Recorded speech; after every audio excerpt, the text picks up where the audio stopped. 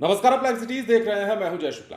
भोजपुरी के power star Pawan Singh ने जब से काराकाट से चुनाव लड़ने का ऐलान किया है, तब से लेकर अब तक ये कयासबाजी ही चल रही थी कि क्या पवन सिंह निर्दलीय चुनाव लड़ेंगे, क्या पवन सिंह किसी पार्टी का दामन थामेंगे। और इस दौरान पवन सिंह के चुनाव लड़ने को लेकर कई पार्टियों के नाम भी सामने आने लगे थे। मायावती से मुलाकात के बाद यह चर्चा भी तेज हो गई कि पवन सिंह जो है बसपा की टिकट पर चुनाव लड़ सकते हैं। इससे पहले यह चर्चा चल रही थी कि लालू प्रसाद यादव लगातार फोन कर रहे हैं और हो सकता है कि पवन सिंह राजद की टिकट पर चुनाव लड़े।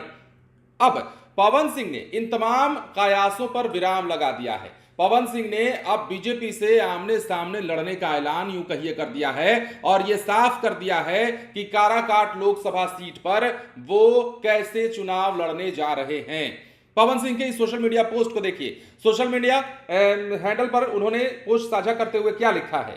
दिनकर की सबसे पहले तो उन्होंने पंक्तियां लिखी हैं और लिखा है, सुनू क्या सिंधु मैं गर्जन तुम्हारा, स्वयं युग धर्म की हुंकार हूं मैं, कठिन निर्घोष हूं, भीषण असीन का प्रलय गांडीव की टनकार हूं मैं। राष्ट्र कवि रामधारी सिंह दिनकर की कविता मुझे बहुत प्रेरित करती है। इस कविता से प्रेरणा लेते हुए ही मैंने कुछ दिन पहले काराकाट बिहार से निर्दलीय चुनाव लड़ने का फैसला किया है। जल्द ही अपने काराकाट के परिवार से मिलेंगे। मतलब पवन सिंह ने कह दिया है कि अब तो भाई सीधी सी बात है ना, अगर आपको काराकाट से चुनाव लड़ना है तो आपको जनता के बीच में जाना होगा। जनता के बीच में आपको जनता का सेवक बनकर जाना होगा, सेलिब्रिटी बनकर नहीं जाना होगा। लेकिन इस खबर की अगर बात करें तो सबसे अहम जानकारी ये कि पवन सिंह को लेकर जो कयास चल रहा था कि पवन सिंह हो सकता है इस पार्टी का दामन थाम ले, उस पार्टी का दामन थाम ले, किसी पार्टी के दामन थामने के बाद कहीं से भी टिकट लेकर चुनाव लड़ जाएं, कई सारी बातें चल रही थी। लेकिन अब इन सारी बातों पर विराम लग गया है। पवन सिंह ने यूं कहिए कि अब काराकाट में उपेंद्र कुशवाहा की परेशानी बढ़ाने की ठान ली है। पवन सिंह ने ऐलान कर दिया है कि अब वो निर्दलीय ही काराकाट लोकसभा सीट पर चुनावी मैदान में उतरने वाले हैं और इसके लिए पूरी तरीके से तैयारी भी दिखती है।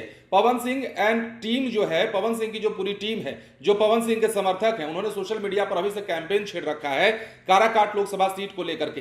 सोशल मीडिया पर अगर जाते हैं तो पवन सिंह के करीबियों के अगर पोस्ट को खंगाला जाता है, उनके सोशल मीडिया पोस्ट को खंगाला जाता है, तो ऐसा लगता है कि पवन सिंह ने जो है ये तैयारी बहुत पहले से कर रखी थी। मतलब आसनसोल का जब टिकट उन्होंने बीजेपी की तरफ से दिया हुआ ठुकराया था, उसके बाद से ही तैयारी लगभग ये जहन में चल रही थी कि काराकाट से उन्हें चुनाव लड़ना है और अंदर ही अंदर इसकी बानगी सोशल मीडिया पोस्ट के जरिए देखी जा सकती है। तो अब ऐसे में पवन सिंह ने ऐलान कर दिया है, कह दिया है कि निर्दलीय चुनावी मैदान में उतरने जा रहा हूं, काराकाट की जनता के बीच भी जल्द पहुंचने वाले हैं। लेकिन देखना यह होगा कि अब एनडीए की कितनी मुश्किल खड़ी करते हैं पवन सिंह, बीजेपी के लिए कितनी परेशानी का सबब बनते हैं। ये वही पवन सिंह हैं जो बीजेपी के खुद को सिपाही कुछ दिन पहले कहा करते थे।